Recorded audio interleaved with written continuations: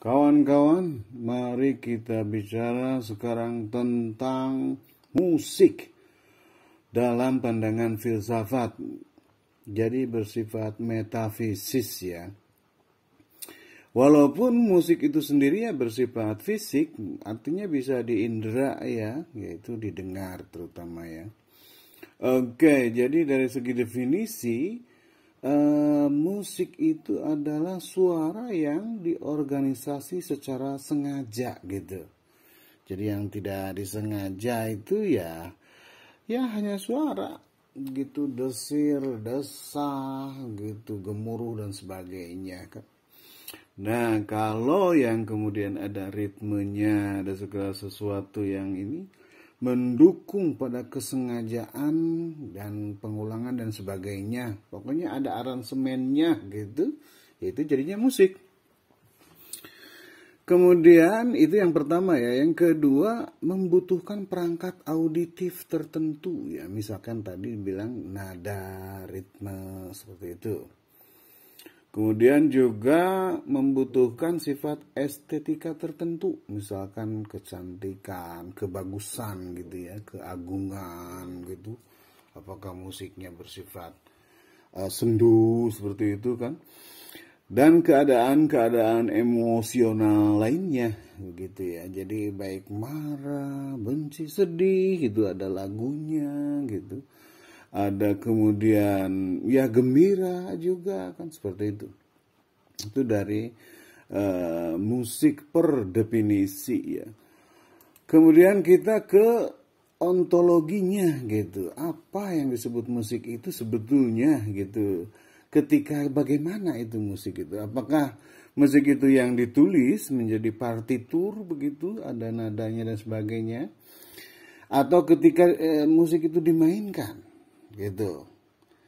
Apakah dimainkannya ketika original, ketika ditangkap oleh si pemusik itu, atau kan kemudian kopiannya gitu, selanjutnya gitu, yang tiruannya, kemudian dikonserkan dan sebagainya.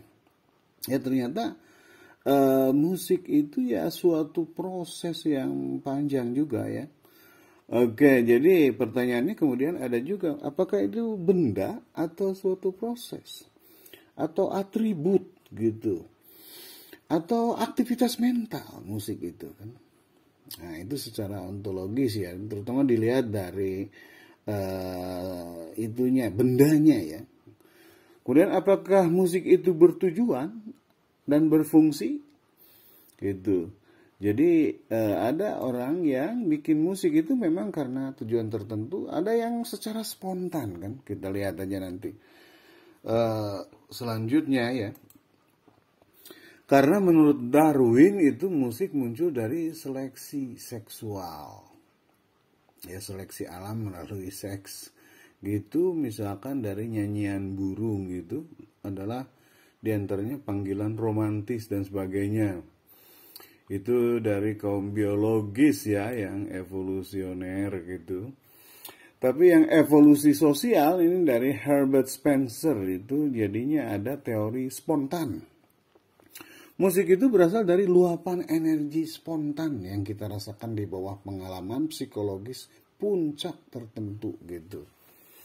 Jadi ada sesuatu yang bebas gitu, yang keluar dari diri kita itu ya. Nah, kemudian Spencer juga bilang musik itu adalah bahasa emosi gitu ya. Bersifat subtil ya, tidak bersifat fisik ya, tapi ekspresinya jadi fisik gitu. Oke, kemudian fungsi musik ada juga ya, orang mengklasifikasikan diantaranya yang pertama katarsis psikologis. Ini golongannya filosof Aristoteles, diantaranya katanya bermusik itu karena ingin mengekspresikan gitu apa yang dalam hatinya gitu, yang bersifat psikologis tadi kan. Jadi luapan ininya bersifat katarsis, pembersihan jiwa gitu. Kemudian ada juga manajemen emosi ya dari musik itu. Jadi emosi yang itu dimanage sedemikian rupa menjadi musik gitu. Kemudian musik juga bisa berbentuk komunikasi ya, sebagai bentuk komunikasi. Jadi kadang ya kalau kita lihat ini kan yang manggung itu ya berkomunikasi antara pemusik dengan audiens begitu, secara umumnya begitu.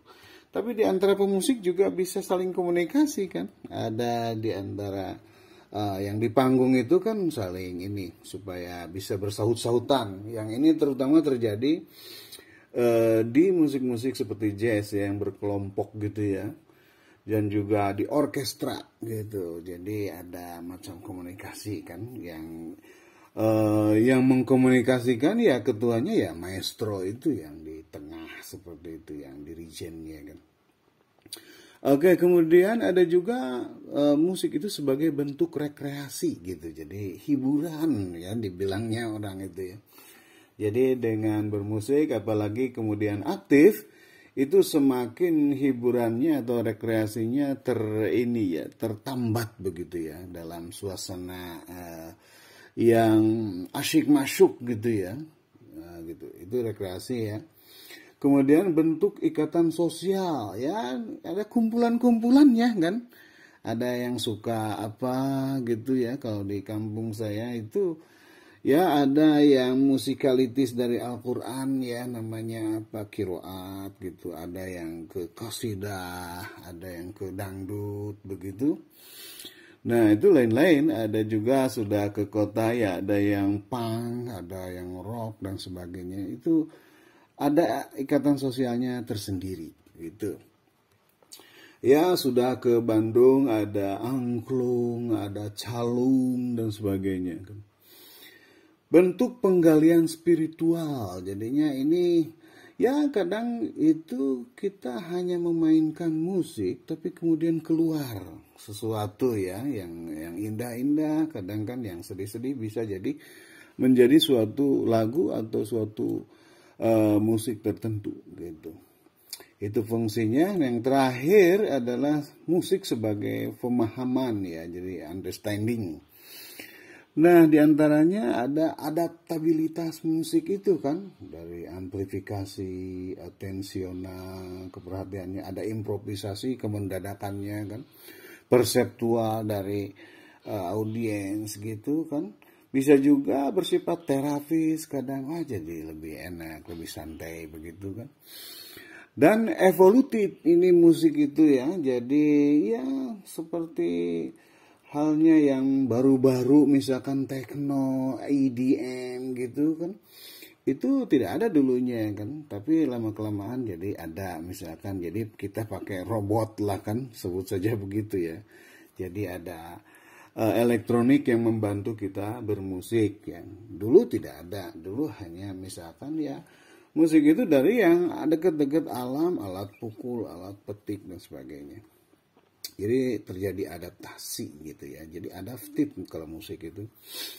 Kemudian estetis gitu, bahwa musik itu ya harus indah kan gitu. Itu sebagai ininya ya, apa bahasa utamanya musik itu adalah ada sesuatu keindahan gitu.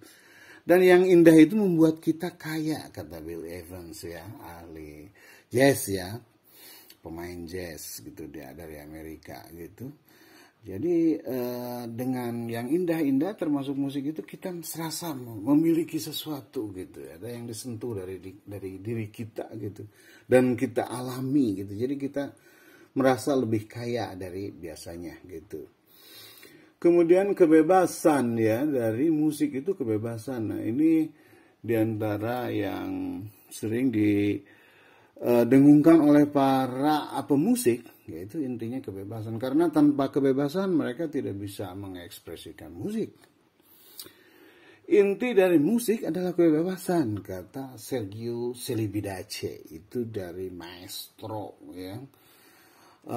Bahwa bahkan dia itu menyatakan bahwa seluruh dunia ini adalah vibration, katanya ada getaran gitu. Jadi ada getar-getar yang kemudian bisa dibikin musik kan gitu. Ya itu jadi kebebasan. Kalau tanpa kebebasan ya tidak akan muncul gitu ya. Gitu. Jadi diantaranya ada kerelaan dari pemusiknya kan gitu. Kemudian yang terakhir, bisa musik itu sebagai perdamaian, karena damai terjadi bila tiap orang menghargai kebebasan berekspresi. Di antaranya ya bermusik itu kebebasan berekspresi. Kalau saling menghargai akan terjadi kedamaian. Makanya banyak musik menjadi wahana perdamaian.